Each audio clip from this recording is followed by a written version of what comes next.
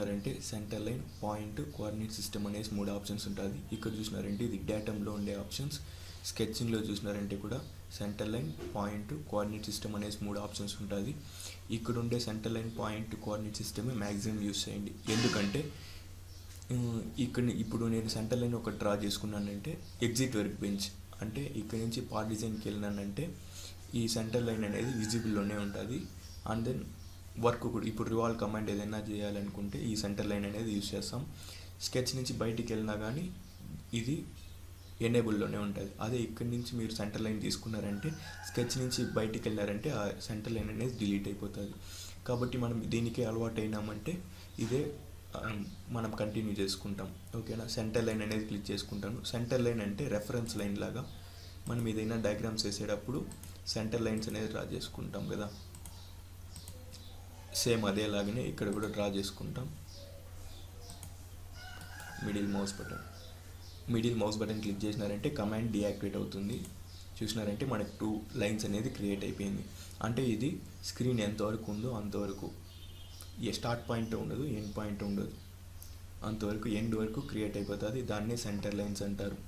Next చూసినారంటే point అనేది click చేసుకుంటే నాకు ఎక్కడైతే పాయింట్స్ కావాలో అక్కడంతా పాయింట్స్ అనేది క్లిక్ చేసుకోవచ్చు. Automatic dimensions and constraints apply అయిపోతుంది. Next coordinate system, XYZ axis అనేది ఇంకొకటి క్రియేట్ చేసుకోవచ్చు మనం. నాకు ఇక్కడ ప్లేస్ చేయాలనుకుంటున్నాను. XYZ 3 కనిపిస్తుంది మిడిల్ మౌస్ బటన్. అక్కడి నుంచి కూడా అన్ని డైమెన్షన్స్ అనేది క్రియేట్ అయిపోతుంది. ఐ థింక్ డేటమ్ వరకు మీకు మ్యాక్సిమం అర్థమై ఉంటుంది. నెక్స్ట్ చూసినారంటే కన్స్ట్రక్షన్ మోడ్ అంటే ఇప్పుడు నాకు రెఫరెన్స్గా ఒక లైన్ అనేది కావాలా. ఫర్ ఎగ్జాంపుల్ నేను ఇవన్నీ డిలీట్ చేసుకుంటున్నాను. సెలెక్ట్ చేసి డిలీట్.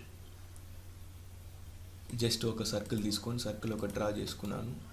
నాకు ఇక్కడ సెంటర్లో ఒక లైన్ అనేది కావాలా, బట్ అది రెఫరెన్స్గా ఉండాలా. ఇలా అంటే జస్ట్ నాకు 3Dలో దాని యొక్క యూస్ ఏమీ లేదు, జస్ట్ నాకు అది ఉండాలా అంతే. అలాంటి టైంలో కన్స్ట్రక్షన్ మోడ్ అనేది యాక్టివేట్ చేసుకోండి. 3Dలో దాన్ని యాక్సెప్ట్ చేయదు, దాన్నే కన్స్ట్రక్షన్ మోడ్ అంటారు. చూడండి ఇది డాట్స్గా కనిపిస్తుంది మీకు. మీరు ఇప్పుడు కన్స్ట్రక్షన్ మోడ్ ఆన్ చేసి ఏది డ్రా చేసినా డాట్ లైన్స్ లాగానే కనిపిస్తుంది. మీరు ఎంత డ్రా చేసినా 3Dకి మార్చుకోవాలంటే మీ వల్ల దాన్ని మార్చుకునే కాదు, వేస్టే అది డ్రా చేసింది. జస్ట్ రెఫరెన్స్ కోసం. రెఫరెన్స్ అంటే మీకు ఐడియా ఉంటుంది. దీన్ని బేస్ చేసుకొని ఇంకొకటి ఏదైనా డ్రా చేసేకి ఒక ఐడియా కోసం డ్రా చేసుకునేదాన్ని రెఫరెన్స్ డయాగ్రామ్ అంటారు. కన్స్ట్రక్షన్ మోడ్ ఆన్ చేసుకొని మీరు ఏది చేసినా అది రెఫరెన్స్గానే ఉంటుంది. ఓకేనా. Ctrl Z ఇస్తున్నాను. నెక్స్ట్ చూసినారంటే కన్స్ట్రక్షన్ మోడ్ అనేది ఆఫ్